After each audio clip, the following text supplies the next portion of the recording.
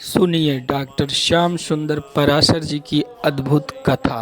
आज की इस कथा में भक्तों, आप लोगों को ईश्वर भक्ति में किस प्रकार से अपने मन को लगाएं, इस कथा को सुनिए और इस विपरीत स्थिति में, इस युद्ध की स्थिति में अपने मन को ईश्वर में लगाएं, जिससे ईश्वर आपके सन्निध्य होकर आपका साथ दे, सहयोग करे और रक्षा करे। तो प्रेम से बोलिए श्री राधे राधे।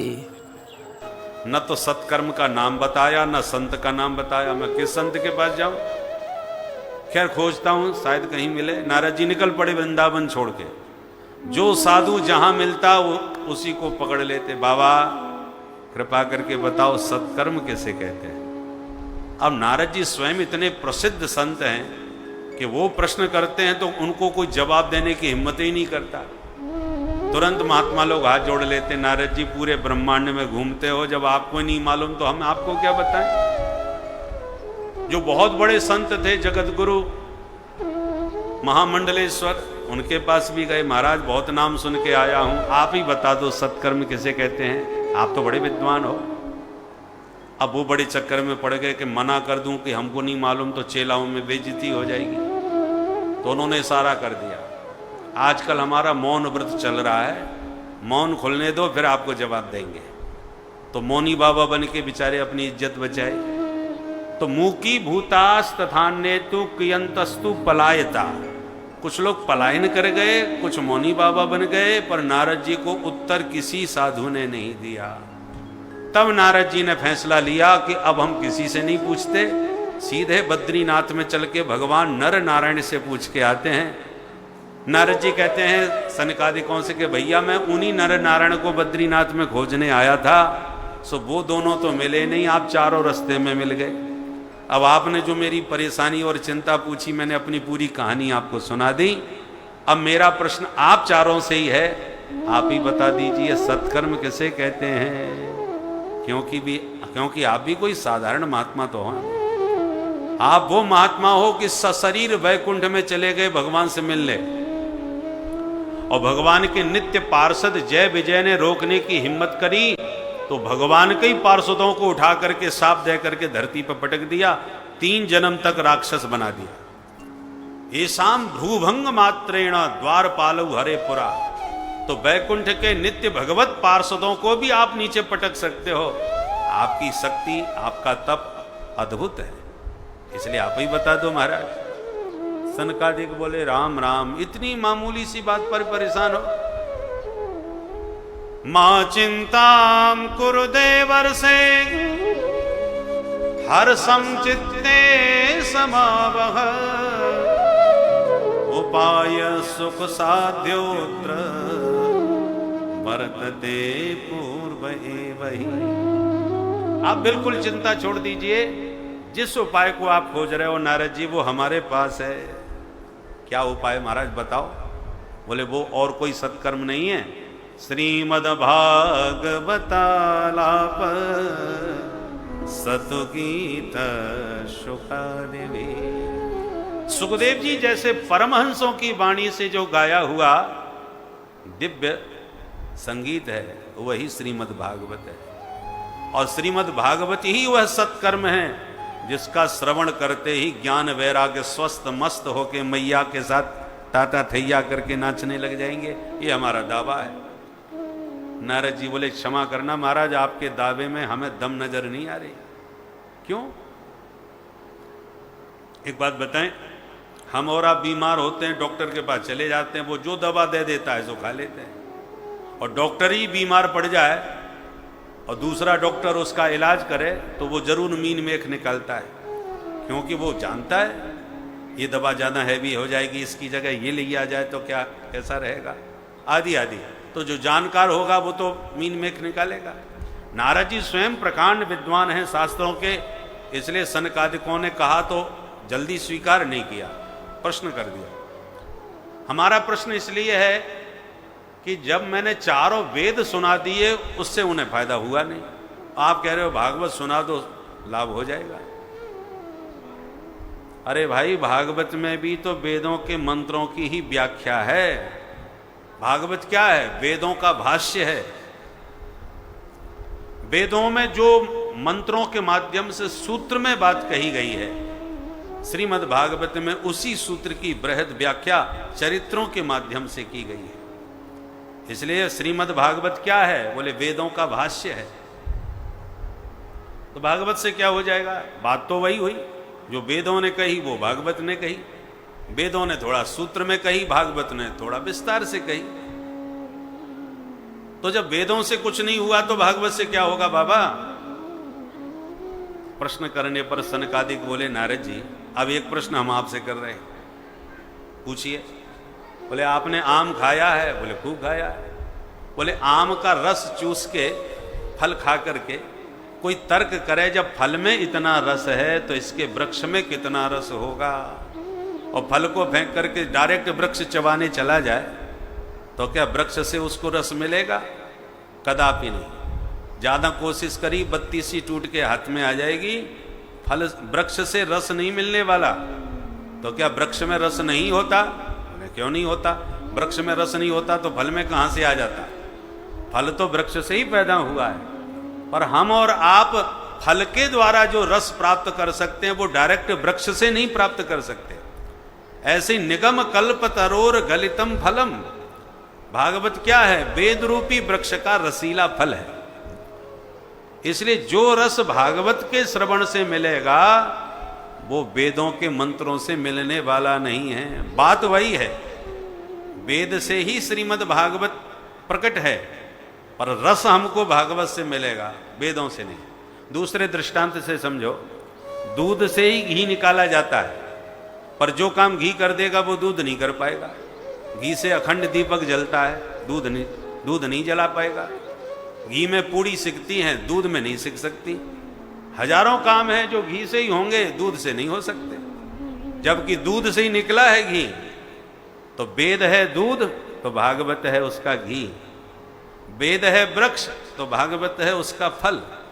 वेद है गन्ना का रस तो भागवत है उसी की बनी शक्कर।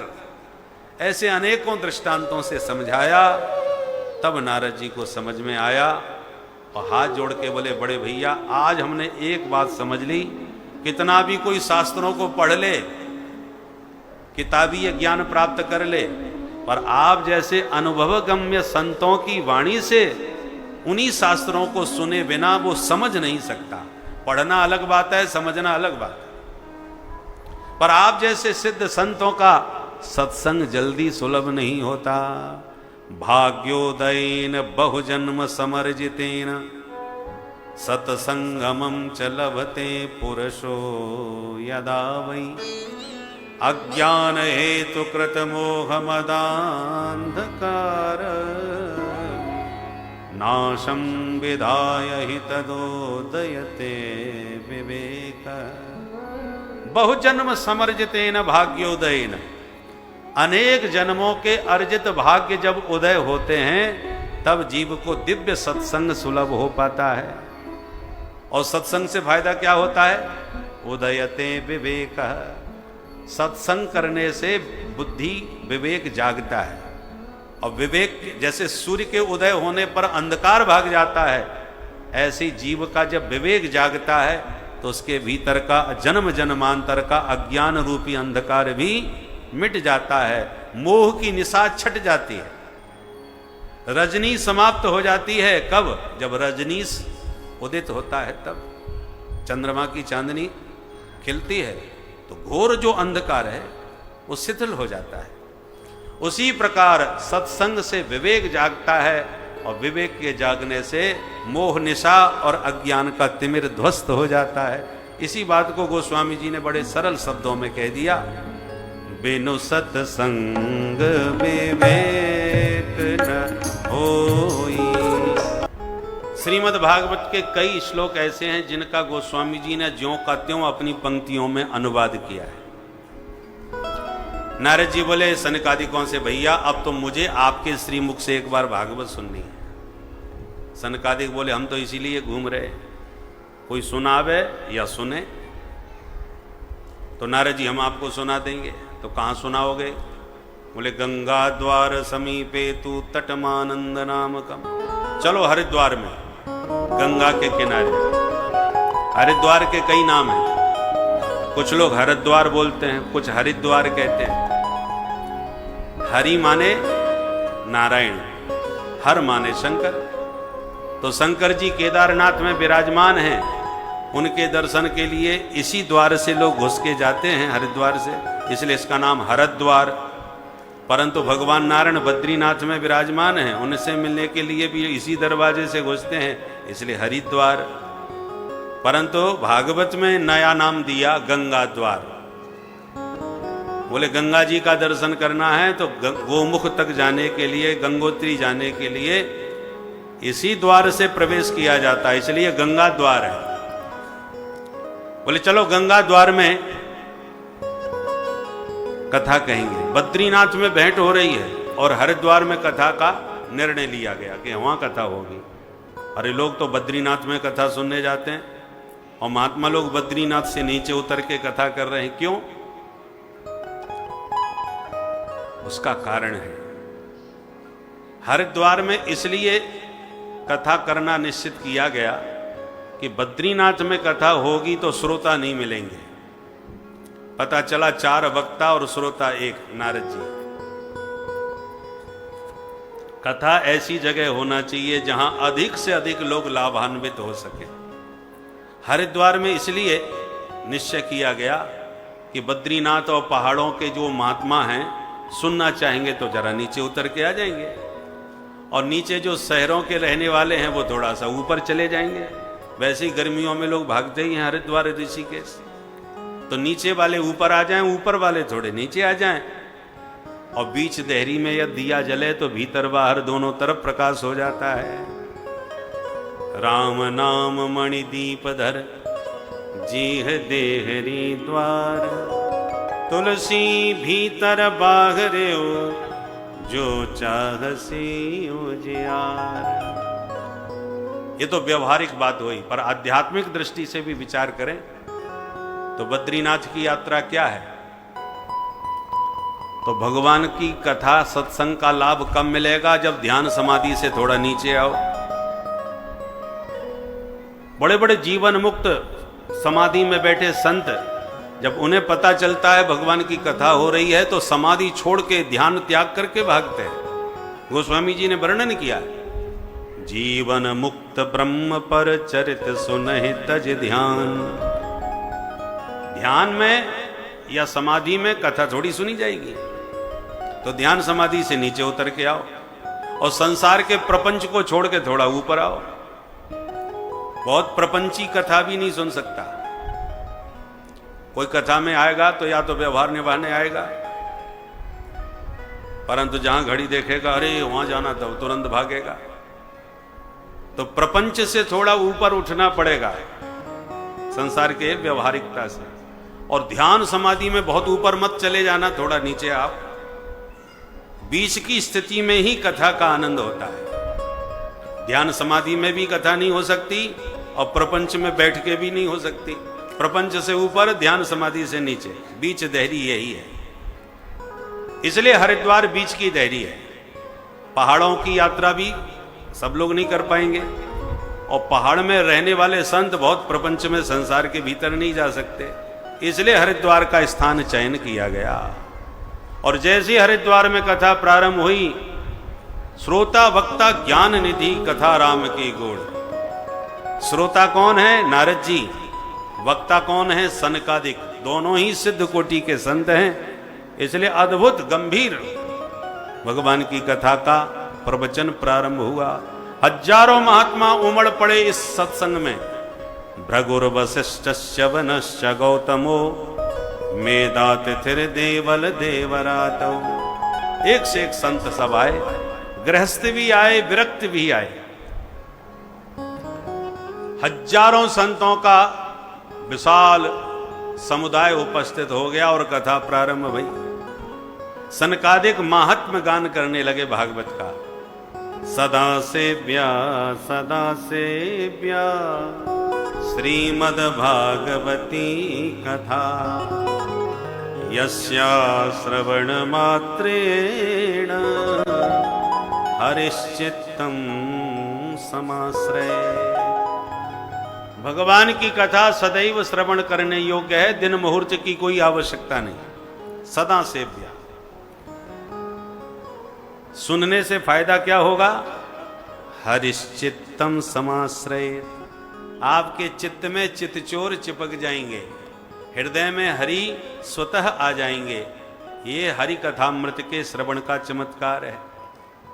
भागवत सुन करके यदि किसी ने भागवत का फल मांगा कि हे भागवत भगवान, हमारी बहू के बेटा हो जाए, हमारे बच्चे की नौकरी लग जाए, हमको यश प्रतिष्ठा प्राप्त हो जाए, ये मनोरथ तो पूर्ण होंगे, पर ये मनोरथ बहुत तुच्छ मनोरथ है।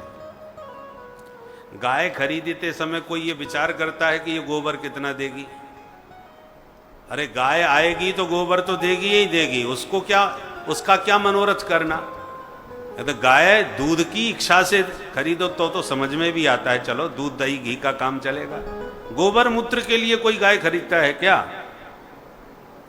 ऐसे ही श्रीमद् भागवत के श्रवण का फल तुच्छ संसार के विषयों का संग्रह नहीं, भगवत प्रेम। ऐसी वस्तु मांगो जो दुर्लभ हो। इस संसार के विषय सुख तो प्रारब्ध के अनुसार अपने आप मिल जाते हैं, नहीं चाहोगे तब भी मिल जाएंगे। सर्वत्र लभ्यते दैवात यथा दुःखमयत्नतः। 4 पुरुषार्थ हैं, धर्म अर्थ काम मोक्ष। हमेशा हमें धर्म और मोक्ष के लिए प्रयत्न करना चाहिए, जो आदि और अंत में। बीच के जो अर्थ और काम है वो तो प्रारब्ध में जितना निश्चित है वो मिलेगा, हर व्यक्ति लेके आता है। प्रारब्ध में आप सत्ता सुख भोगने के लिए आए हैं तो आप घर परिवार में लात मार के बाबा जी भी बन जाओगे, तब भी जाकर के कुर्सी पर बैठ जाओगे। प्रारब्ध तुम्हारा पीछा करेगा जहां जहां जाओगे। जैसे गाय के बछड़े को लेके जाओ तो गैया पीछे पीछे दौड़ी चली आती है, ऐसे ही प्रारब्ध आप जहां लेके जाओगे वहीं पर पाओगे। प्रारब्ध पीछे पीछे जाता है। इसलिए कथा का मुख्य फल क्या है? कि तुम्हारे हृदय में हरि का प्रादुर्भाव हो जाए, निवास बन जाए। जैसे हनुमान जी के हृदय में राम जी का निवास बन गया। जासु हृदय आगार बसहि राम सर चाप धर। तो इस प्रकार से महात्म महिमा गा रहे थे, अचानक एक चमत्कार हुआ। भक्ति सुतौ तौ तरुणौ गृहीत्वा प्रेमैक रूपा सहसा विरासी।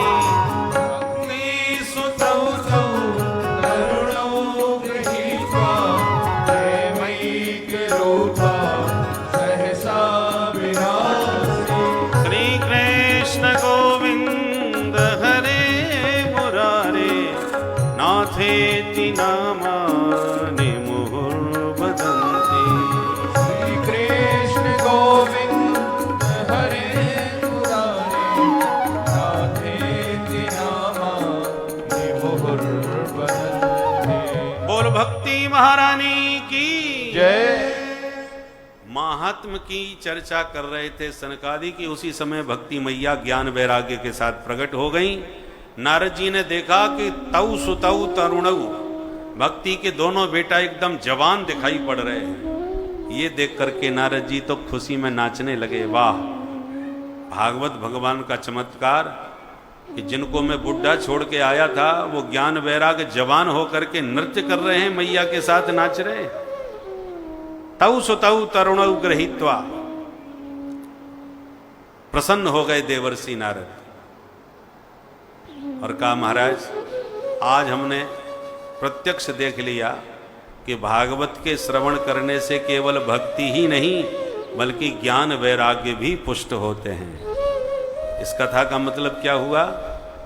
भागवत वह ग्रंथ है जिसके श्रवण करने से हमारे जीवन में जो ज्ञान सो रहा है, वैराग्य सो रहा है, वो जाग जाएगा। जीव भक्ति ज्ञान वैराग्य तीनों की त्रिवेणी है श्रीमद् भागवत। भक्ति माने भगवान के चरणों में प्रीति, ज्ञान माने भगवत तत्व का बोध, वैराग्य माने जगत से विरक्ति। तो भागवत से तीनों बात प्राप्त हो जाती है। एक आ जाए तो दो अपने आप आ जाते हैं। और एक है सबसे सरल भक्ति। भगवान के चरणों में अनुराग करो, भगवत तत्व का ज्ञान अपने आप हो जाएगा। और भगवान से प्रेम हो गया और भगवत तत्व का ज्ञान हो गया तो दुनिया को तुम चाह करके भी स्वीकार नहीं कर पाओगे, दुनिया से अपने आप वैराग्य हो जाएगा। वैराग्य यदि आप देखो, बहुत से लोगों की मान्यता है दुनियादारी छोड़ो फिर प्रेम से बैठ के भजन करो।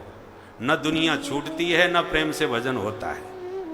छोड़ने की जितनी कोशिश करोगे संसार को, संसार उतना ही याद आएगा, उतना ही तुमसे चिपकेगा। इसलिए छोड़ने के चक्कर में न पड़ो, प्रभु को पकड़ने का प्रयास करो। क्योंकि जब भगवान पकड़ में आ जाएंगे तो संसार अपने आप छूट जाएगा। दो हाथ हैं, पकड़ में तो कोई एक ही आएगा। भगवान के चरण को पकड़ लो तो संसार छूट जाएगा, संसार को पकड़ लोगे तो भगवान का प्रेम छूटेगा। इसलिए भगवान से प्रीति करो। भक्ति के बेटे हैं ज्ञान वैराग्य। तो जब माँ आएगी, भक्ति आएगी तो बेटा तो अपने आप ही पैदा हो जाएंगे, ज्ञान और वैराग्य। गोपियां पढ़ी लिखी कुछ नहीं है, पर भगवान से प्रेम किया तो भगवत तत्व का इतना ज्ञान हो गया कि उद्धव जैसा ज्ञानी उनके सामने फैल हो गया। और इतना वैराग्य हो गया कि एक झटके में सारा संसार त्याग करके गोविंद के पास दौड़ी चली आई महाराष्ट्र में। इसलिए भक्ति ज्ञान वैराग्य तीनों प्राप्त होते हैं श्रीमद् भागवत के श्रवण करने से। अच्छा महाराज, एक प्रश्न है, क्या केवल भक्ति ज्ञान वैराग्य ही मिलता है भागवत से कि पापियों के पाप भी कटते हैं? और कटते हैं तो कौन कौन से पाप भागवत के सुनने से कट सकते हैं? वो कृपा करके बताइए। सूत जी कहते हैं तो ध्यान से सुनिए। ये मानवा पाप कृतस्तु सर्वदा सदा दुराचार गरता विमार्गगा क्रोधाग्नि दग्धा कुटिलास्य कामिन सप्ताह यज्ञेन कलौ पुनन्ति ते। सनकादि कहते हैं नारद जी, ये मानवाः पाप कृतस्तु सर्वदा, ऐसा कोई पापी जिसने जीवन भर पाप किए हों, दुराचार अत्याचार पापाचार में प्रवृत्ति जिसकी स्वभावतः हो, क्रोध की आग में अहरनिश जलता रहता हो, ऐसे बड़े से बड़े पापी भी भागवत सुधा सरिता में सराबर होकर के स्वच्छ पवित्र और कल्याण के मार्ग को प्रशस्त कर सकते हैं। अरे जीते जी नहीं, मरने के बाद भी कोई भगवान की कथा सुन ले तो तर जाए। अच्छा, आज तक कोई ऐसा तरा है कोई आपके पास प्रमाण? सनकादिक बोले बिल्कुल है। तो बताइए। तब सनकादिकों ने नारद जी को एक इतिहास की कथा सुनाई। अत्र ते कीर्तयिष्याम इतिहासम पुरातनम। प्राचीन इतिहास है। इतिहास माने इति माने इत्थम, एतत् प्रकारेण, आस माने हुआ, ऐसा पक्का हुआ था, उसका नाम इतिहास। एक सत्य इतिहास सुनाते हैं नारद जी, ध्यान से सुनिए। तुंगभद्रा तटे पूर्वम अभूत मत्पत्तम उत्तमम। तुंगभद्रा नदी के किनारे एक बड़ा सुंदर उत्तम नगर था। वहाँ एक पंडित जी रहते थे, उनका नाम था पंडित आत्मदेव शास्त्री। बड़े भारी विद्वान, शास्त्रों के मर्मज्ञ। उनको विद्वानों में भास्कर कहा जाता था, द्वितीय में वे भास्कर, इतने प्रकांड पंडित थे। पर उनकी धर्मपत्नी जी बहुत खतरनाक थी। उनका नाम था श्रीमती धुंधुली देवी। बहुत खतरनाक, लोक वार्ता रता क्रूरा प्रायसो बहुजल्पिका। बहुत बोलती थी। जब पंडितानी बोलने लग जाती थी तो दूसरे को बोलने का मौका नहीं देती थी। बहुत जल्पिका, जल्पिका माने बोलने वाली। लड़ने के लिए इतनी तैयार रहती थी कि जिस दिन किसी से लड़ाई ना हो उस दिन उनका दिन खराब जाता था। लड़ने पर उनका मूड फ्रेश होता था। ऐसी झगड़ालू पंडितानी थी। पर दुर्भाग्य से कोई संतान नहीं, ना बेटा ना बेटी। इस बात पर ब्राह्मण इतने दुखी हुए कि गृहम त्यक्त्वा वनंगतः, दुखी होके घर छोड़ के जंगल में भाग गए कि आत्महत्या करके मर जाऊंगा पर बिना संतान के घर नहीं रहूंगा। अब पंडित जी एकांत जंगल में बैठे बैठे रो रहे थे, हे भगवान काम कैसे मरूं, कहाँ जाऊं। इतने में एक सन्यासी महात्मा वहां से निकल पड़े, जंगल में घूमते हुए रोते हुए ब्राह्मण पर साधु की दृष्टि पड़ी तो द्रवित होकर के उनके पास चले आए। कथम रोदस विप्रत्वम काते चिंता बलीयसी, ब्राह्मण तुम ऐसे क्यों रो रहे हो, क्या कष्ट है हमें बताओ। सहानुभूति संत ने दिखाई तो चरणों में लिपट गए पंडित जी महाराज। किम ब्रवीमि ऋषे दुखम पूर्व पापेन संचितम, क्या कहूं महाराज, पूर्व जन्म के पाप उदय हुए हैं, आज भगवान का दिया सब कुछ मेरे पास है, इज्जत है, मान सम्मान है, धन संपत्ति है, पर संतान के बिना सब बेकार। सुन करके महात्मा मन में मुस्कुराए। जंगल में रो रहा था तो मैंने सोचा मेरे प्रभु की याद में रो रहा होगा, तो चलो इसको कोई भजन साधन का उपाय बताऊंगा, पर ये तो बेटा के लिए रोने बैठा। तो संत ने समझाने का प्रयास किया। मुंचा ज्ञानम प्रजारूपम बलिष्ठा कर्मणो गति, विवेकम तो समासाद्य त्यज संसार वासना। सुनो पंडित जी, प्रारब्ध बड़ा प्रबल होता है, जो भाग्य में होता है वही मिलता है। सिर पटकने से, रोने से कोई संतान हो जाएगी क्या? क्या ये मूर्खता की बात करते हैं? जंगल में बैठ के रो रहे हो बेटा के लिए, और बेटा हो भी जाए तो क्या गारंटी है कि तुम्हें सुख देगा? अरे पंडित जी पढ़े लिखे लगते हो, बेटा से यदि सुख मिलता तो संसार में सबसे ज्यादा सुखी राजा सगर होते, जिनके 60,000 बच्चे थे और सबके सब नालायक निकले, कपिल भगवान का अपमान करके भस्म हो गए। कई पीढ़ियों को लगातार तपस्या करनी पड़ी, तब गंगा जी धरती पर आई और उनका उद्धार हुआ। क्या सुख दिया अपने बाप को? इसलिए ये बेटा बेटी के चक्कर में न पड़ो। या तुम सचमुच सुखी होना चाहते हो तो हम बताते हैं, सन्यासे सर्वथा सुखम, सन्यासी बन के चलो हमारे साथ, वे देखो जिंदगी का आनंद क्या है। सब संत सुखी विचरंत मही। हाथ जोड़ करके पंडित जी बोले, सुनो महाराज जी, तुम बाबा बैरागी क्या जानो बेटे का सुख क्या होता है। अरे छोटे छोटे बच्चे जब गोद में खेलते हैं, बाबा बाबा करके बोलते हैं, इतने प्यारे लगते हैं। तुम सन्यासी लोग क्या समझो इन बातों को। गृहस्थ सरसो लोके पुत्र पौत्र समन्विता, गृहस्थ जीवन में बड़ा आनंद है, बस पुत्र पौत्रादिकों से भरा हुआ आंगन होना चाहिए, तब आनंद है। इसलिए मुझे बेटा चाहिए, मुझे आपका प्रवचन नहीं सुनना। महात्मा जी समझ गए इस पर बेटे का भूत चढ़ा है। तुरंत बोले, सुनो पंडित जी, हम कहना नहीं चाहते थे पर अब बता ही देते हैं।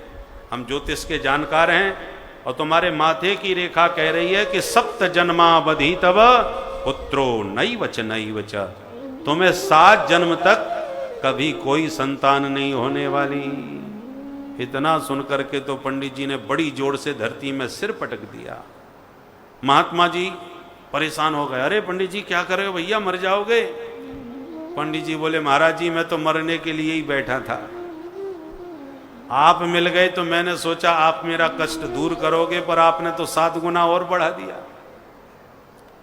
देखो महाराज जी, मेरे भाग्य में क्या लिखा है मुझे नहीं मालूम, और इतना मैं कह देता हूं कि यदि आपने बेटा नहीं दिया तो अब ठीक नहीं होगा। ठीक नहीं होगा का क्या मतलब? बोले, नोचेत त्यजाम्य हम प्राणास्त्वदग्रे शोकमूर्छितः, आपने बेटा नहीं दिया तो दोबारा धरती में सिर पटक के अपने प्राण त्याग दूंगा, मैं तो मर जाऊंगा महाराज जी, पर आपको ब्रह्म हत्या लगेगी, इतना याद रखना। बाबा जी की तो धड़कन तेज हो गई है। भगवान कछु लेना न देना मगन रहना, क्या मस्ती में जा रहे थे, अच्छी राम राम हो गई है तो मेरे कोई ब्रह्म हत्या लगा रहा है। हाथ जोड़ के बोले, सुनो पंडित जी, हम चले जाएं तो तुम्हें जो मर्जी आवे सो करो, मेरा पिंड छोड़ो। पंडित जी पैर पकड़ के बोले महाराज चरण तो छोड़ने वाला नहीं आपके, या तो बेटा दो नहीं तो अभी ब्रह्म हत्या आपको लगाता हूं, मुझ पर आपकी जरूर कृपा होगी। और प्रणाम करके फल लेके पंडित जी भागे भागे आए। अरे सुनती हो, देखो क्या लाया हूं, दरवाजे से चिल्लाए। धुंधली भीतर से भागी भागी आई, क्या लाए हो जी? बोले देखो कितना सुंदर फल है, अब जल्दी से खा लो, बेटा हो जाएगा। बहुत बड़े सिद्ध महात्मा ने दिया है, प्राण की बाजी लगा दी, तब बाबा जी ने कृपा करके ये फल दिया। परंतु धुंधली तो उल्टी खोपड़ी की। उसने सोचा लगता है मेरे को बस में करने के लिए कोई जादू टोना तंत्र मंत्र करवा रहे हैं किसी बाबा जी से। मैं तो ऐसे फल खाने वाली हूं नहीं, परंतु मना करूंगी तो ये जबरदस्ती खिला देंगे। तो तुरंत बोली ठीक है महाराज, आप अपना काम करो, मैं अभी नहा धो के पूजा पाठ करके ठाकुर जी का भोग लगा के तब खाऊंगी, ताकि हमारा बच्चा खूब अच्छा हो। पंडित जी को बात समझ में आ गई। देवियों को समझाना बहुत अच्छी तरह आता है। भोले भाले पंडित जी तो फल दे के इधर उधर हो गए, और पंडितानी फल लेके सोचने लगी, फल भक्षेण गर्भस्यात् गर्भेणोदर वृद्धता। मैंने फल खा लिया और कहीं सचमुच गर्भवती हो गई तो पहली बात तो यह है कि मेरा भोजन कम हो जाएगा, पेट तो वो ही है। भोजन कम करूंगी, कमजोर पड़ूंगी तो कैसे लड़ूंगी। और दूसरी बात मैंने ये भी सुना है कि गर्भवती स्त्री ज़्यादा तेज भाग नहीं सकती। यदि भगवान न करे घर में ही आग लग गई तो सब भाग खड़े होंगे, मैं कैसे भाग पाऊंगी।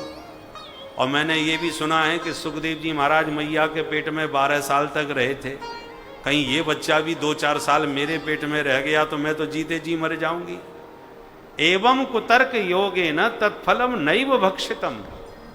सनकादि कहते नारद जी इतने कुतर्क कर डाले धुंधली ने फल को लेकर कि फल को डर के मारे खाया नहीं। इसको कहते हैं होनी भवितव्यता। संत ने तो वचन दिया कि खिला देना फल बेटा हो जाएगा, परंतु धुंधली खाई नहीं रही, बुद्धि ऐसी हो गई। पंडित जी से झूठ बोल दिया, महाराज मैंने फल खा लिया, मुझे बहुत फायदा है। बोले भाले पंडित जी मान गए। थोड़ी देर में इसकी छोटी बहन अचानक मिलने आई तो धुंधली ने पूरी कहानी छोटी बहन को सुनाई। छोटी बहन यही चाहती थी इसके कोई बच्चा ना हो तो ये मेरा बच्चा गोद ले ले तो इसकी सारी संपत्ति मैं हड़प जाऊं। वो अपनी जुगाड़ में थी। तो छोटी बहन ने डरा दिया, अरे धुंधली फल खाने से कोई बेटा बेटी होते हैं, तुम कहां बाबा बैरागियों के चक्कर में पड़ रहे हो। अच्छा एक बात बता, यदि फल खाने से कुछ होता है तो जैसे तेरे कोई बच्चा नहीं वैसे तेरी गैया के कोई बछड़ा नहीं, तो ये फल गैया को खिला के देखे गाय के क्या होता है। बाबा के फल की परीक्षा होनी चाहिए। और तुझे बेटा ही तो चाहिए, तो बहन मेरे पहले बहुत बच्चे हो चुके हैं, एक और होने वाला है। मैं वचन देती हूं ये मेरा बच्चा तेरा ही होगा, तुझे चुपचाप मैं दे दूंगी, किसी को पता नहीं चलना चाहिए। और गैया को फल खिला दो तो बाबा के फल की परीक्षा भी हो जाएगी, बेटा भी तुम्हें मिल जाएगा और बाबा के फल की परीक्षा भी हो जाएगी। धुंधली बोली बा बहन, बहन हो तो तेरी जैसी, 1 मिनट में तूने सारी समस्या ही खत्म कर दी। आ गई छोटी बहन की बातों में, गैया को फल खिला दिया। समय पाकर के छोटी बहन के बेटा हुआ, उसने लाके रात में धुंधली को सौंप दिया। सवेरा होने पर धुंधली ने पंडित जी को दिखा दिया, महाराज बेटा हो गया। और पंडित जी खुशी में नाचने लगे, पूरे गांव में मिठाइयां बंटवाई। उसके 3 महीने बाद साधेनु सुसबेर भकर, पंडित जी की गैया के भी एक बेटा हो गया। सर्वांग सुंदरम दिव्यम निर्मलम कनक प्रभम। गाय का बेटा सर्वांग सुंदर, बहुत अद्भुत प्रतिभा संपन्न। पूरा गांव उमड़ पड़ा। पंडित जी के भाग्य खुल गए, कहां तो एक बच्चा नहीं, अब गैया ने भी बेटा कर दिया। ये तो हमने चमत्कार पहली बार सुना, गैया के बेटा हुआ है। भाग्योदयो धुना जाता आत्मदेवस्य पश्यत धैन्वा बाल प्रसूतस्तु दैव रूपीति कौतुकम। पूरा गांव इकट्ठा हो गया, विधाता का चमत्कार देखो, गैया के बेटा हुआ है। पंडित जी का आनंद दुगना हो गया, एक अपने हुआ, एक गाय के हो गया। बच्चों के नाम रखे, गाय के बेटे के कान लंबे लंबे गैया जैसे थे, इसलिए नाम गौकर्ण। और अपने का अच्छा नाम सोच रहे थे बेटे का रखने को, तब तक धुंधली घड़ी हो गई। सबके नाम तुम ही धर लोगे, बच्चा मेरा है, पेट में मैंने धरा है, नाम भी मैं धरूंगी। अरे तो नाराज क्यों होती है? बोल क्या नाम रखेगी? बोले मेरा नाम धुंधली, मेरे बच्चे का नाम धुंधकारी होना चाहिए। ठीक है देवी, जैसी मर्जी तुम्हारी, नाम हो गया धुंधकारी। दोनों ने बड़े होकर के खूब नाम कमाया, किंतु एक हुआ विख्यात और दूसरा हुआ कुख्यात। गौकर्ण पंडितो ज्ञानी, धुंधकारी महाखल। गौकर्ण जी तो महान पंडित हुए। पंडित किसे कहते हैं? सत असत विवेकनी बुद्धि पंडा, सा अस्य संजाता स पंडितः। सत क्या है, असत क्या है? इस सद असत की बुद्धि जिसके पास है, उस बुद्धि को पंडा बुद्धि कहते हैं, और पंडा बुद्धि का जो स्वामी है उसको पंडित कहते हैं। सत असत का विवेक रखने वाला व्यक्ति पंडित कहलाता है। अथवा नीतिकार ने परिभाषा दी, मातृवत परदारेषु परद्रव्येषु लोष्टवत आत्मवत सर्वभूतेषु यह पश्यति स पंडितः। पंडित कौन है? पर नारी को जो मातृ दृष्टि से देखे, दूसरे के धन को पत्थर की मिट्टी समझ करके उपेक्षित करे, और अपनी आत्मा को ही समस्त देहधारियों में जो देखता हो, वो महान पंडित कहलाता है। तो ऐसे महान पंडित गौकर्ण जी हुए। और धुंधकारी महाखल, खल दो अक्षर है। खल किसे कहते हैं? जिसके दो ही काम है, खाना और लड़ना। खाए और लड़े, उसका नाम खल। धुंधकारी ऐसा ही महाखल था। बचपन से ही चोरी करने लगा, फिर डकैती डालने लगा, फिर लूटपाट करने लगा, फिर हत्याएं करने लगा। दुनिया का ऐसा कोई पाप नहीं जो धुंधकारी न करता हो। अत्याचार, दुराचार, भ्रष्टाचार, पापाचार, महापापी धुंधकारी बन गया। इतनी शिकायतें आने लगी, पंडित जी बेचारे सिर पकड़ के रोने लगे। क्व तिष्ठामि क्व गच्छामि को मे दुःखम व्यपोहयेत्, प्राणास्त्यजामि दुःखेन हा कष्टम मम संस्थितम। पंडित जी रोते हुए बोले, हे भगवान, मैं कहाँ जाऊं, किसके पास बैठूं, किसे अपनी व्यथा सुनाऊं? इससे तो अच्छा है कहीं जाके मर ही जाऊं। सो मरने को निकल पड़े। पहले मरने निकले थे, बेटा नहीं है। अब मरने जा रहे हैं, बेटा क्यों है? ऐसे नालायक बेटे से तो मर जाना ही अच्छा है। बंध्यत्वम तो समीचीनम कुपुत्रो दुखदायक। निपुत्र होना बहुत अच्छा है, इतना ही कष्ट होता है भगवान ने बेटा नहीं दिया। पर कुपुत्र महाराज बहुत कष्टदायी होता है। निपुत्र जो होता है उसको एक ही कष्ट है कि बेटा नहीं दिया, और कुपुत्र तो पग पग पर बिच्छू की तरह डंक मारता रहता है, जिंदगी भर रुलाता है। पंडित जी तो आत्महत्या करने फिर निकल पड़े। गौकर्ण की दृष्टि पड़ी तो पिताजी की मनस्थिति समझ ली, हाथ पकड़ के एक अंत में बैठा के समझाने लगे। पिताश्री, आप मुझे ये बताओ, संसार में आप सुखी किसे समझते हो? सब एक दूसरे को सुखी समझते हैं, सुखी है कोई नहीं। गीता में भगवान ने इसलिए कहा दुखालयम अशाश्वतम। ये अशाश्वत जो संसार है वो दुखालय है। दुखालय माने जैसे भोजनालय, औषधालय, विद्यालय, पुस्तकालय, ऐसी संसार क्या है? दुखालय। जैसे पुस्तकालय में पुस्तकें मिलेंगी, भोजनालय में भोजन, ऐसी दुखालय में सिर्फ दुख ही दुख मिलने वाला है। जिनके पास धन नहीं है वो धनवानों को सुखी समझते हैं, क्या उनके बड़े जलवे हैं। धनवानों से कहा तुम्हारे पास तो बड़ी संपत्ति है, बड़े सुखी होंगे आप तो। अरे महाराज काहे के सुखी हैं, उससे तो पहले ही अच्छे थे, तान दुपट्टा कहीं भी सो जाते थे। जब से धन संपत्ति आई है तब से तो न चैन से सो पा रहे हैं, न कहीं निश्चिंतता से घूम पा रहे हैं, हर समय खतरा है। तो धनहीन कहें धनवान सुखी, धनवान कहें सुख राजा को भारी, और राजा कहें महाराजा सुखी, महाराजा कहें सुख इंद्र को भारी। इंद्र कहें चतुरानन को सुख, और ब्रह्मा कहें सुख विष्णु को भारी।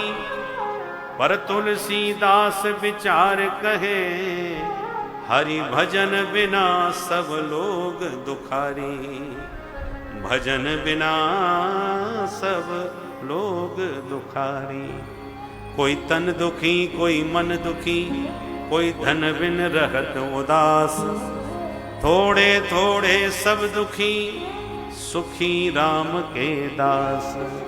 राम के दास कभी ना होवे उदास।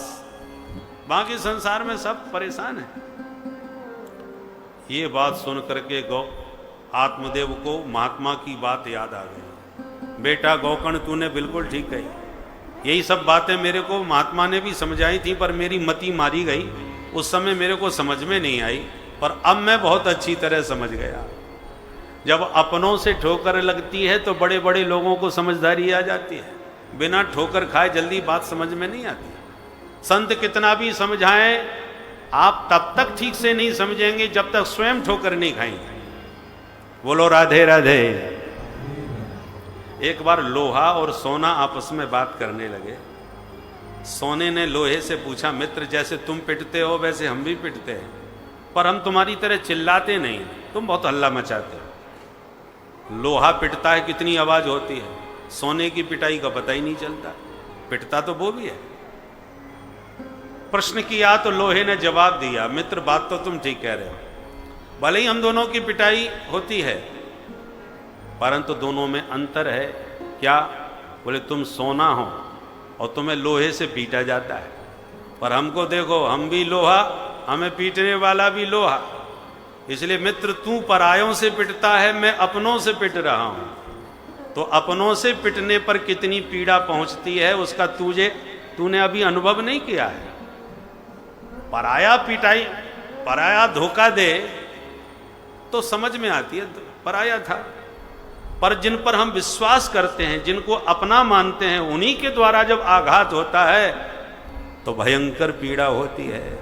आज अपने ही जिस पुत्र के लिए पागल होते हुए भटक रहे थे पंडित जी, उसी बेटे ने जब इस प्रकार के बुरे दिन दिखाए तो आत्मदेव को भयंकर वेदना हुई। तब गौकर्ण जी ने समझाया। सुनो पिताजी, न चेन्द्रस्य सुखम किंचित न सुखम चक्रवर्ती न। सामान्य प्राणियों की बात छोड़ दो, चक्रवर्ती सम्राट हो या देवराज इंद्र हो, सुखी कोई नहीं है। तो सुखी है कौन? सुखमस्ति विरक्तस्य मुनिरेकांत जीविनः। नितांत एकांत में शांत बैठ करके जो सुमिरन कर रहे हैं हरि के चरणों का, वे संत ही सुखी हैं। असली आनंद उन्हें में प्राप्त हो रहा है। आनंद बाहर की वस्तुओं से नहीं मिलेगा, आनंद आपको अपने भीतर मिलेगा। संतों के पास सुख सामग्री कुछ नहीं होती, गुफाओं में घुसे बैठे रहते हैं, जंगलों में रहते हैं, पर आनंद में कोई कमी नहीं, मस्त रहते हैं। अभी हम चित्रकूट थे, चित्रकूट में काफी जंगल में भीतर एक महात्मा विराजमान थे। 92 वर्ष की उम्र, अकेले रहते थे घनघोर जंगल में, अभी भी हैं, अभी दर्शन करके आए। और कोई मिलने आवे तो भयंकर गाली देते हैं ताकि कोई आवे ही नहीं। तो हम लोग तो कहते हैं हम बोर हो रहे हैं, कोई मिलने वाला नहीं है, कोई बात करने वाला नहीं है, और उनको अपने एकांत में ही आनंद आता है। कोई आवे मिलने तो गाली और देते हैं, और इतनी गाली देते हैं कि दोबारा आने की हिम्मत न करें। ऐसे विचित्र महात्मा। वहाँ के जो विधायक अभी बने तो वो हमको ले गए, तो हमसे कहा कि महाराज आप रुकिए जरा, हम उनका मूड देखे आए, और गाली खाएंगे तो हम ही खा लेंगे, फिर आप बाद में आइएगा। तो हम गए, तो उन महात्मा की बातें सुन सुन के बड़ा विचित्र, माने हर व्यक्ति किसी विशिष्ट व्यक्ति के आने पर हर्षित होता है, और महात्मा का मामला उल्टा। बोले किसी को भी लेके आवे तो पहले तो इतनी गाली सुनाएंगे कि वो दोबारा आने की हिम्मत ही ना कर सके। हाँ, जो गाली खा के पक्का बन जाए वही उनके यहाँ पहुंच पाता है। ऐसे विचित्र महात्मा। और 92 वर्ष की अवस्था में हर व्यक्ति को कोई ना कोई सेवक चाहिए। वहाँ कोई रात में रुक नहीं सकता, कोई आ नहीं सकता, अकेले ही मस्त हैं। अब कौन सी मस्ती आती है वो तो वही जाने, क्या आनंद उनको मिल रहा है जंगल में। इसलिए सुख मस्ती विरक्तस्य, असली सुख तो विरक्त को है। जो अनुरक्त है संसार में वो सुखी हो ही नहीं सकता। सुख की सामग्री तो हो सकती है, सुख सामग्री होना अलग बात है और सुखी होना बिल्कुल अलग बात है। बहुत से लोग सुख सामग्री में भी दुखी रहते हैं और बहुत से लोग कोई सामग्री सुख की न होने पर भी बड़े सुखी होते हैं। आत्मदेव ने कहा, पुत्र गोकर्ण तूने बिल्कुल ठीक कहा। अब ये बता, मैं एकांत में जाके करूं क्या? भजन में मेरा मन ही नहीं लगता, भगवान का ध्यान मेरे से होता ही नहीं, तो तुम बताओ मैं क्या करूं? तब गोकर्ण जी ने केवल 2 श्लोकों में समस्त शास्त्रों का सार निकाल करके अपने पिताजी को दे दिया। चूंकि उनके पिता आत्मदेव भी महान विद्वान थे और विद्वानों को समझाने में ज़्यादा माथापच्ची नहीं करनी पड़ती, वो थोड़े में ही समझ जाते हैं, थोड़े में सब कहूँ बुझाई। और ये 2 श्लोक जो हैं उसको गोकर्ण गीता कहते हैं। देहे स्थिमांस रुदरे भिमतिम त्यजत्वं जाया सुतादिषु सदा ममतां विमुञ्च पश्यानि संजगदिदं क्षणभङ्गनिष्ठं वैराग्यरागरसिको भवभक्तिनिष्ठः धर्मं भजस्व सततं त्यज लोकधर्मान् सेवस्व साधु पुरुषान् जहि काम तृष्णान् अन्यस्य दोष गुण चिंतनमाशु मुक्त्वा सेवा कथा रसमहो नितरां पिबत्वम्। ये 2 श्लोक गोकर्ण गीता है।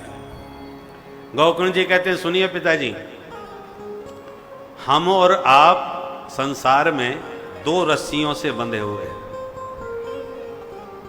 उन रस्सियों के नाम हैं अहमता और ममता। देह को आत्मा मान लेना ये अहमता है, और देह के संबंधियों को अपना मान लेना ये ममता है। मैं और मोर तोरते माया, माया की ये 2 रस्सियां हैं, 2 गांठें, ममता और अहमता। शरीर को आत्मा मान लेना और शरीर के संबंधों में ममता, ममता माने मेरा, मेरा बने। तो जो संबंध आप आज आपके साथ हैं, यही संबंध आपको पिछले जन्म में भी प्राप्त थे, और जब शरीर छूट जाएगा तो अगले जन्म के बाद पुनः नए संबंध आपको मिल जाएंगे। तो हजारों जन्म हमारे बीत चुके हैं, पिछले जन्म का कोई हमें मैया बाप भाई बंधु याद नहीं, आज के याद हैं, अगले जन्म होने पर ये भी याद नहीं रहेंगे। इसका मतलब ये सब अनित्य संबंध है। नित्य संबंध जीव का केवल परमात्मा के साथ है, पहले भी था, आज भी है। जब तक जीव भी अविनाशी है, ईश्वर भी अविनाशी है। तो जीवात्मा परमात्मा ये दोनों का नित्य संबंध है, जिसका वेदों में भी वर्णन है। सुवर्णावेतौ सदृशौ सखायौ, सखा माने सह खेलती खादती स सखा, जो सदैव तुम्हारे साथ रहे, तुम्हारे साथ खेले, तुम्हारे साथ खावे, वो सखा है। और ऐसे शाश्वत सखा जीव के केवल परमात्मा हैं। इसलिए सदा यह चित्त में रहना चाहिए, गोविंद मेरो है, गोपाल मेरो है, गोविंद मेरो है, गोविंद मेरो है, गोपाल मेरो है, गोविंद मेरो है, गोपाल मेरो है। बिहारी नंदलाल मेरो है। श्री बांके बिहारी नंदलाल मेरो है। श्री बांके बिहारी नंदलाल मेरो है। श्री बांके बिहारी नंदलाल श्री राधे गोविंद मेरो है, गोपाल मेरो है। मेरो है, गोपाल मेरो है। श्री बांके बिहारी नंदलाल मेरो है। श्री बांके बिहारी नंदलाल मेरो है। श्री बांके बिहारी नंदलाल मेरो है। श्री बांके बिहारी नंदलाल मेरो है। श्री बांके बिहारी नंदलाल मेरो है। श्री बांके बिहारी नंदलाल मेरो है। श्री बांके बिहारी नंदलाल मेरो है। श्री बांके बिहारी नंदलाल मेरो है। गोविंद मेरो है, गोपाल मेरो है।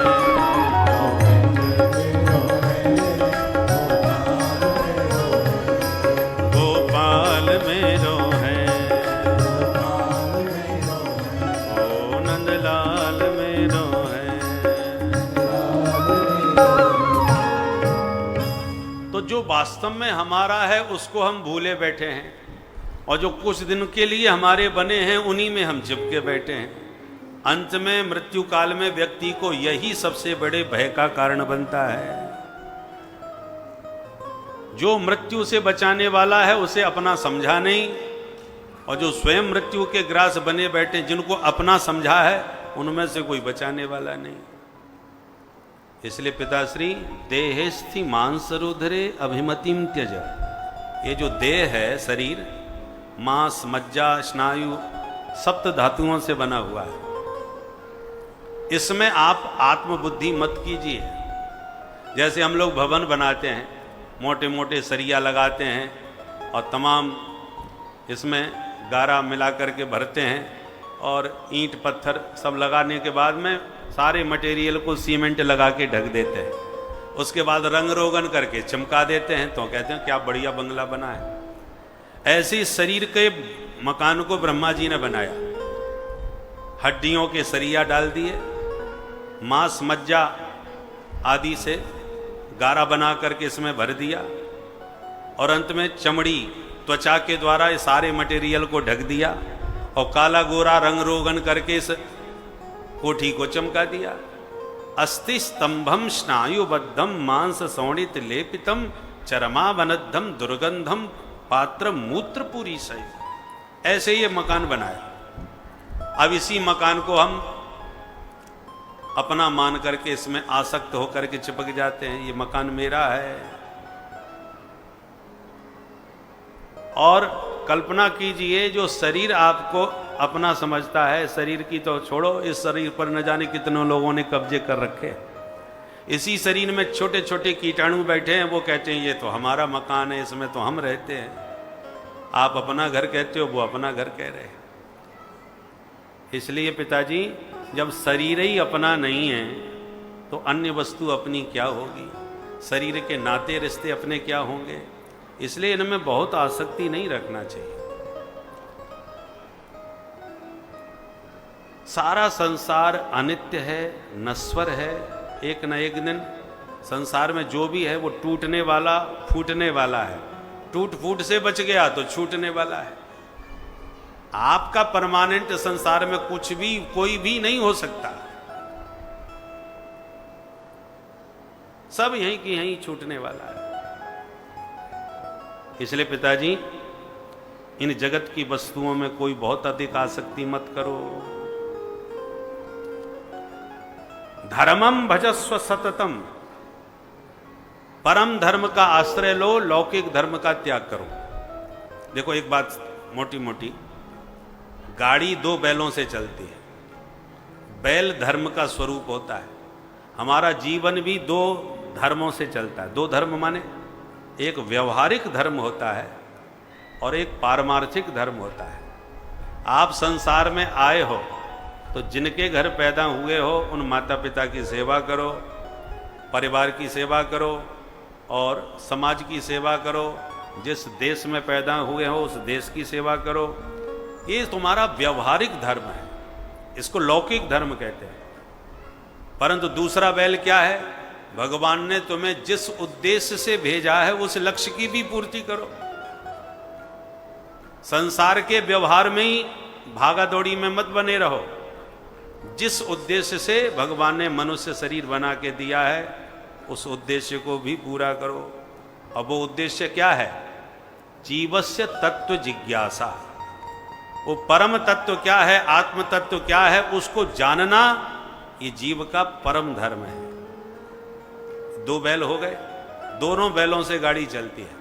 संसार को भी संसार में भी निर्वाह करना है, परमात्मा को भी पाना है। दोनों बैल स्वस्थ होंगे तो जीवन की गाड़ी दौड़ेगी। हमें लोक भी बनाना है और परलोक को भी सुधारना है। लोक में चिपके रहे तो परलोक बिगड़ जाएगा, और परलोक में पूरी समर्पित हो गए तो बहुत से लोग संसार को छोड़ देते हैं। पर हमें किसी को नहीं छोड़ना, दोनों का बैलेंस बनाना है। दोनों बैलों से गाड़ी चलाना है, तब गाड़ी व्यवस्थित चलेगी। इसलिए धर्मम भजस्व सततम। अच्छा, परमात्मा की प्राप्ति परम धर्म है और संसार का व्यवहार निभाना लौकिक धर्म है। लौकिक धर्म से परम धर्म ऊपर होता है, श्रेष्ठ होता है। माता पिता की सेवा करना धर्म है, परमात्मा की सेवा करना परम धर्म है।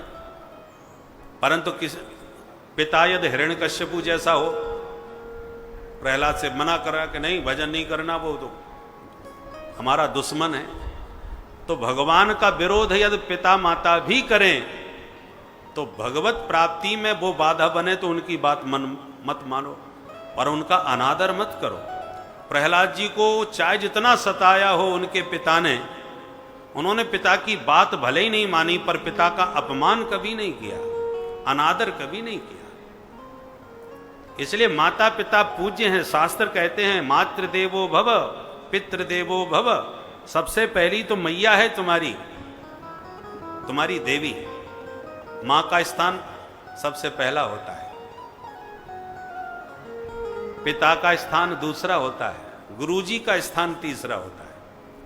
मातृदेवो भव पितृदेवो भव, फिर आचार्य देवो भव।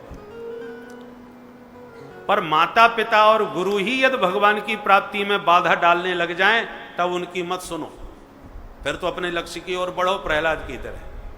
गोस्वामी जी ने भी कहा, मीरा जी के समकालीन थे गोस्वामी जी, तो मीरा जी का परिवार ही उनका बाधक बनने लगा भजन में। तो मीरा जी ने पत्र लिखा तुलसीदास जी को कि बाबा आप बताओ मैं क्या करूं। एक तरफ ये संसार का व्यवहार और दूसरी तरफ मेरा भगवत प्रेम, मैं क्या करूं।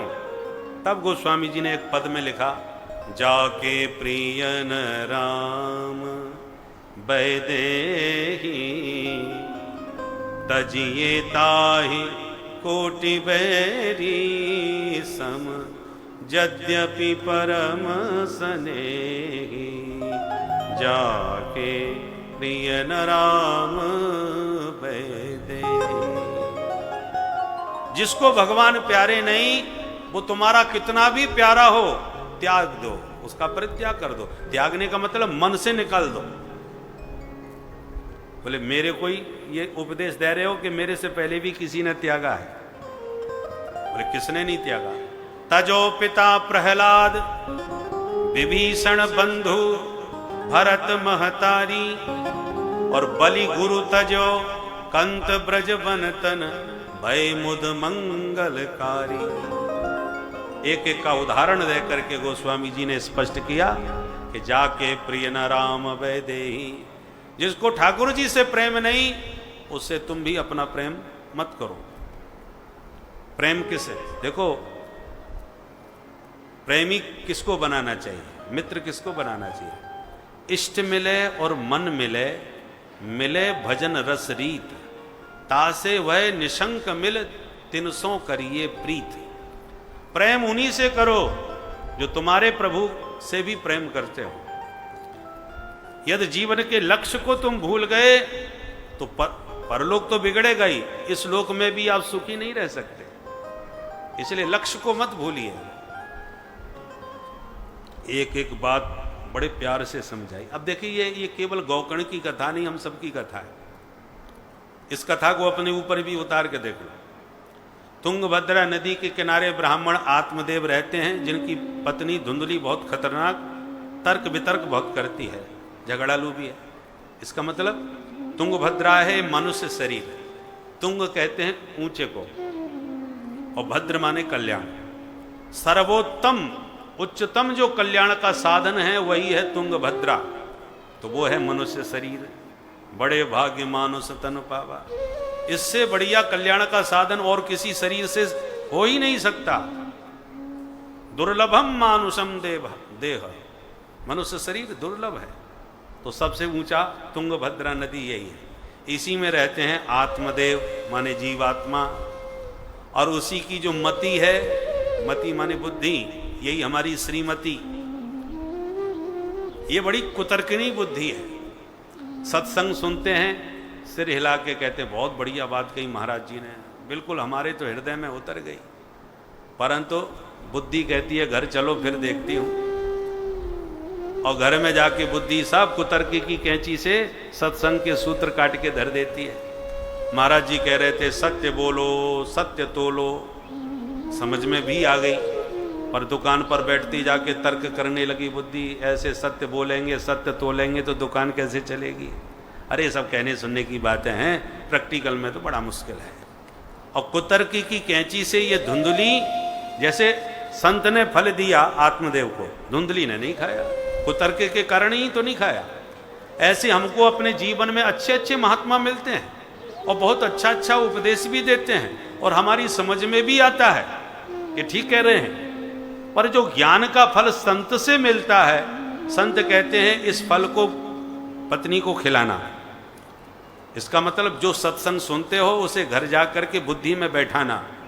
परंतु जब घर में आते हैं तो ये कुतर्कनी बुद्धि, ये संशयात्मिका बुद्धि कुतर्क की कैंची से सत्संग की सारी बातें काट के रख देती है, और हम उस ज्ञान के फल को खाते नहीं हैं। इसलिए कथाएं खूब हो रही हैं, सत्संग खूब हो रहे हैं, परंतु हमें परिवर्तन नहीं आ रहा, क्योंकि चिकने घड़े बन गए। हम मानते हैं कि ये सत्संग सुनना अच्छा काम है, बाकी प्रैक्टिकल मुश्किल है। अब जब प्रयोग में ही नहीं लाएंगे तो फिर लाभ कैसे होगा। बढ़िया शिविर लगाए जा रहे हैं, बड़े बड़े डॉक्टरों को बुलाया जा रहा है, फ्री चिकित्सा दवाई सब दी जा रही है, तो डॉक्टर कितने भी विद्वान हो, दवा कितनी कीमती हो, पर मरीज ले जा करके धर दे और खावे नहीं, तो ना डॉक्टर कुछ कर सकते हैं ना दवा, उसको लाभ कभी नहीं होने वाला। लाभ तभी होगा जब गोली गले में जाएगी, पेट में जाएगी। ऐसी सत्संग हम खूब करते हैं। कई ऐसे सत्संगी होते हैं, महाराज कहीं भी कथा वार्ता हो हम कभी छोड़ते ही नहीं, दूर दूर तक जाते हैं। जाते तो हो, सुनते भी हो, परंतु प्रैक्टिकल जीवन में कितना किया, बस वही नहीं होता। और जब हृदयंगम नहीं करता, जीवन में नहीं उतारते, तो चाहे जितना जीवन भर सत्संग करो कुछ लाभ होने वाला नहीं। एक बार सत्संग में एक सेठ जी नित्य आया करते थे, 2 दिन नहीं आए, तो व्यास जी ने पूछा सेठ जी आप हमेशा आते थे और 2 दिन से दिखाई नहीं पड़े, कहाँ थे। बोले महाराज हम तो आ रहे थे, पर क्या करें बेटा संग में चल दिया, कहता मैं भी चलूंगा आपके साथ। मैंने कहा देख हम सत्संग में जा रहे हैं, तू क्या करेगा। बोले पिताजी मैं भी सुनूंगा। मैंने कहा चल मैं ही नहीं जाता। व्यास जी चौंके, अरे ये तो अच्छी बात थी, बेटा आ रहा था तो उसे भी लाना चाहिए, बच्चों को तो अच्छे संस्कार मिलना चाहिए। जो जिंदगी जी चुके वो सत्संग करके अब बाद में सुधर भी गए तो क्या करेंगे, मृत्यु सामने खड़ी है। पर बचपन में ही से यदि सत्संग करके सुधर गए तो पूरा जीवन जीने के लिए पड़ा है। कपड़े को शुरू से साफ करते रहो तो बहुत समय तक चलता है और तुम्हारा सम्मान भी कराता है। और खूब चिकट गया एकदम गंदा हो गया, तब रगड़ रगड़ के धोना चालू किया तो पता चला साफ तो हो गया पर कपड़े ही फट गया रगड़ रगड़ के। तो ऐसा बच्चों को जरूर सत्संग कराना चाहिए। क्यों नहीं लाए उसे साथ में, सेठ जी बोले देखो महाराज जी, बात बुरा मत मानना, हम तो जिंदगी भर सत्संग सुनते आ रहे हैं, तो हम तो पक्के पड़ गए, हम पे तो सत्संग का कोई प्रभाव पड़ता नहीं, बच्चा तो बच्चा ही है। अब आप सिखाओगे सत्य बोलो सत्य तोलो, बच्चे ने कहीं सुन लिया और उसके दिमाग में जम गई तो हमारी तो चल गई दुकान, कैसे चलेगा मामला। पंडित जी बोले एक बात बताओ सेठ जी, जब जिंदगी भर सत्संग करके तुम नहीं सुधरे तो 2 दिन में तुम्हारा बेटा क्या सुधर जाएगा। सेठ जी बोले हम तो नियम बना करके सुनते हैं, हम चिकने घड़े पड़ गए, इसलिए तुम चाहे जितनी सत्संग की बरसात करो, हाँ पानी टिकता नहीं है। पर बच्चा अभी अबोध है, उसको दिमाग में कब कौन सी बात आपकी लग जाए तो बात बिगड़ सकती है, बाबा ही बन जाए तो क्या बैराग्य हो गया। तो ऐसे भी सत्संगी होते हैं जो जिंदगी भर सुनते हैं, सत्संग करते हैं, केवल ये बताने के लिए कि हम भी सत्संगी हैं, बाकी सत्संग का उनका दूर से दूर तक संबंध नहीं होता, तो जीवन में लाभ कैसे होगा। इसलिए संत ने जो फल दिया था और कहा था कि खिलाना पत्नी को तुम, पर पंडित जी ने गलती क्या करी, फल तो लिया, पकड़ा दिया कि खा लेना, और धुंधली ने कुतर्क से खाया नहीं। यही गलती हम करते हैं। संत कहते हैं जो सुन रहे हो वो घर में जाकर के समझ के हृदय में उतारो, जीवन में लाओ, परंतु हम लोग, हमारी कुतर्कनी बुद्धि सत्संग की सारी बातें काट देती है, इस फल को खाती नहीं, इसलिए आत्मदेव जहां के तहां रह गए। परिणाम क्या हुआ, यदि फल खा लिया होता तो गोकर्ण पंडित जी का बेटा होता, धुंधकारी घर में नहीं आता। फल नहीं खाया इसलिए धुंधकारी घर में आया, उसने सताया, पंडित जी को घर छोड़ के भागना पड़ा। उसी प्रकार यदि आप सत्संग केवल करते रहोगे और जीवन में नहीं उतारोगे तो ये अज्ञान रूपी, अविवेक रूपी जो धुंधकारी है, जिंदगी भर आपको परेशान करेगा। आप जिंदगी भर दुख के दलदल में पिसते रहेंगे, धंसते रहेंगे। परंतु एक बात समझने की है, भले ही फल नहीं खाया, परंतु उसी फल से गोकर्ण घर में आया, और उसी गोकर्ण ने इस संकट काल में आत्मदेव को रास्ता दिखा करके उसका कल्याण कर दिया। उसी प्रकार आज आप सत्संग कर रहे हैं, भले ही आपको समझ में नहीं आ रहा, भले ही आप जीवन में नहीं उतार रहे, किंतु कल जब कोई धर्म संकट आएगा, किसी अपनों से धोखा व्यक्ति खाएगा, तो ये सत्संग के सूत्र ही उस समय उसके सामने प्रकट होते हैं। जैसे टॉर्च आपके पास है, बिजली चली गई तो तुरंत अपनी टॉर्च निकाली, प्रकाश देख करके चल दिए। जिसके पास नहीं है वो तो भटकता फिरेगा अंधेरे में। उसी प्रकार जो सत्संग करते हैं उनके पास विवेक का प्रकाश होता है, और वो प्रकाश कब काम आता है, जब अज्ञान का अंधकार चारों तरफ से छा जाता है, व्यक्ति किंग कर्तव्य विमूढ़ हो जाता है कि अब मैं क्या करूं। तो संतों से सुनी हुई कोई ना कोई बात सूत्र बन के, प्रकाश बन के व्यक्ति को उस अंधकार में रास्ता दिखाती है। कि उस दिन महाराज जी कह रहे थे, वो आज बात समझ में आई, बिल्कुल सही कहा, पहले हमको समझ में नहीं आती थी, ऐसा लोग बोलते हैं। इसलिए सत्संग करते रहना चाहिए, न जाने कब कौन सी बात तुम्हारे जीवन की दिशा और दशा को बदल दे। आत्मदेव गोकर्ण के उपदेश से प्रभावित हो गए, तुरंत घर परिवार छोड़ के जंगल में चले गए, भागवत के 10वें स्कंद का पाठ किए, खूब गोविंद की लीलाओं में चित्त लगाए, और अंत में आत्मदेव का उद्धार हो गया। पिताजी के जाने के बाद धुंधकारी ने माताजी को मारना पीटना चालू किया। धुंधुली से कहता है, बताओ माल किधर है। पिताजी सब तुम्हें बता के गए होंगे, जल्दी बताओ नहीं बहुत बुरी तरह मारूंगा। क्ववित्तम तिष्ठति ब्रूहि हनिष्ये लत्तया नचे। जब माँ ने देखा कि ये दुष्ट मेरे को मारेगा तो घर छोड़ के रात में भाग गई धुंधली, और कुआं में गिर के आत्महत्या कर ली। कूपे पातः कृतौ रात्रौ तेन सा निधनंगता। इसलिए माताओं को बचपन से ही बच्चों को संस्कार देना चाहिए, नहीं तो एक दिन माताओं के लिए ही बालक के कुछ संस्कार घातक बन जाते हैं, बाद में पछताने से कुछ नहीं होता। बच्चों को बचपन से ही सिखाओ तो सीख जाएंगे, और सिर पे चढ़ा लिए तो ध्यान नहीं दिए, संस्कार बिगड़ गए, फिर आप कितना भी चिल्लाओ महाराज ये सुनता ही नहीं है, मानता ही नहीं है, कोई फायदा नहीं। ऋषि कहते हैं लालयेत 5 वर्षाणि 10 वर्षाणि ताड़येत प्राप्ते तु षोडशे वर्षे पुत्र मित्र वदाचरे। 5 वर्ष तक बच्चों को खूब लाड़ प्यार देना चाहिए, उनके ऊपर किसी प्रकार का भार नहीं देना चाहिए। आजकल 2-2.5 साल के बच्चों को स्कूल में भेजना चालू कर देते, बेचारा रोता रोता जाता है, तो वो क्या पढ़ेगा। इसलिए शास्त्र कहते हैं उसको विकसित होने दो, लालन पालन, उसके खान पान का, खेल कूद का खूब ध्यान रखो, ताकि वह पूरी तरह से पुष्ट हो, तंदुरुस्त हो। उसके बाद 10 वर्षाणी ताड़े, 5 से 15 वर्ष की जो उम्र है ये समझाने की है, कच्चे घड़े पर रंग चढ़ाने का ये समय होता है। जैसे संस्कार इस 10 वर्ष की उम्र में डाल दोगे वो जीवन भर उसके बने रहेंगे, वो संस्कार कभी मिटते नहीं, जो 5 से 15 वर्ष की अवस्था में बच्चों को प्राप्त होते हैं।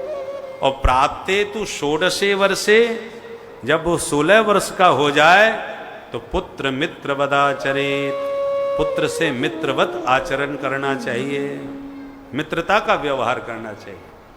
फिर तुमने ज़्यादा डांट डपट करी, हाथ उठाया तो मामला उल्टा हो सकता है। इसलिए संस्कार देने का समय 15 वर्ष तक होता है।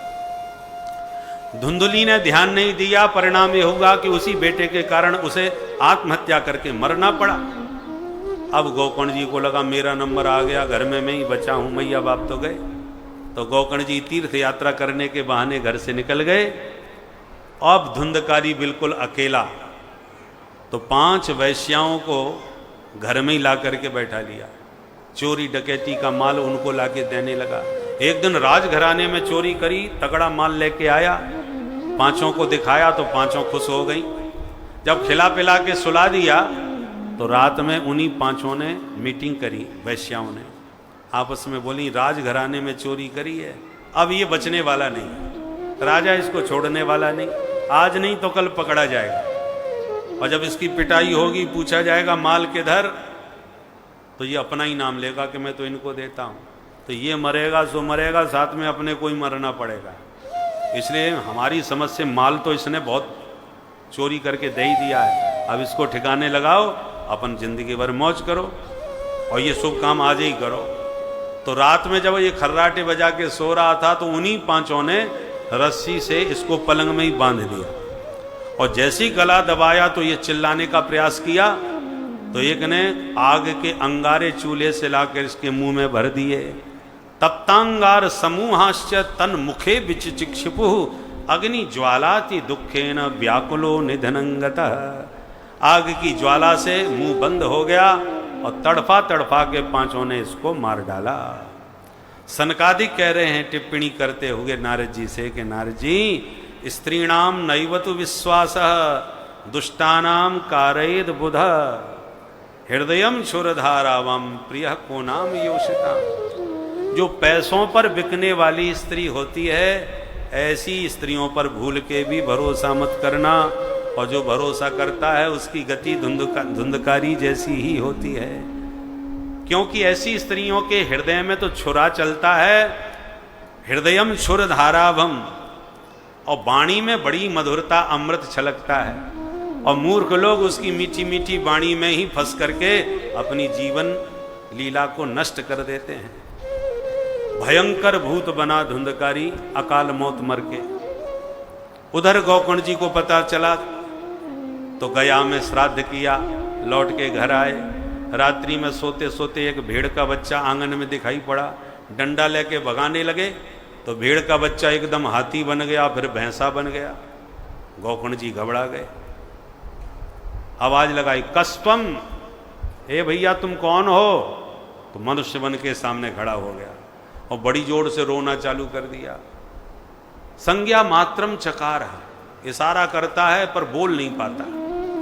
गोकर्ण जी ने हाथ में जल लिया, मंत्र पढ़ के जो फेंक के मारा, मंत्र शक्ति से प्रेतात्मा बोल पड़ा, अहम भ्राता त्वदीयोस्मि धुंधुकारीति नामतः स्वकीयेनैव दोषेण ब्रह्मत्वं नाशितं मया। भैया मैं तुम्हारा ही भाई हूं धुंधकारी। मैंने जीवन में कितने पाप किए कोई गिनती नहीं। उन पापों का परिणाम है आज प्रेत बना पड़ा हूं। कर्मणो नास्ति संख्या में, कोई गिनती नहीं है मेरे दुष्कर्मों की, इसलिए भटक रहा हूं। वाताहारेण जीवामी, केवल हवा खानी पड़ती है, खाने पीने और कुछ नहीं मिल रहा। बहुत कष्ट है भैया, मुझे इस प्रेत योनि से मुक्ति दिलाओ। धुंधकारी बोला भैया मुझे सब पता है तुम्हारे बारे में, मैं इसीलिए गया में गया था तेरा श्राद्ध करने के लिए। मैंने विधिवत तेरा श्राद्ध किया, फिर तू मुक्त क्यों नहीं हुआ? धुंधकारी ने कहा हम नंबर 1 के हैं, श्राद्धों से तरने वाले नहीं हैं। हमारे उद्धार के लिए कोई बहुत बड़ा उपाय करना पड़ेगा। 100 श्राद्ध भी करो तो कुछ नहीं होने वाला। गया श्राद्ध सतेनापि मुक्तिर में न भविष्यति। गौकुंड जी बोले तो ठीक है, हम तुम्हारे लिए कोई विशिष्ट कार्य करेंगे, पर इस समय तुम चले जाओ, हमें तुमसे डर लग रहा है।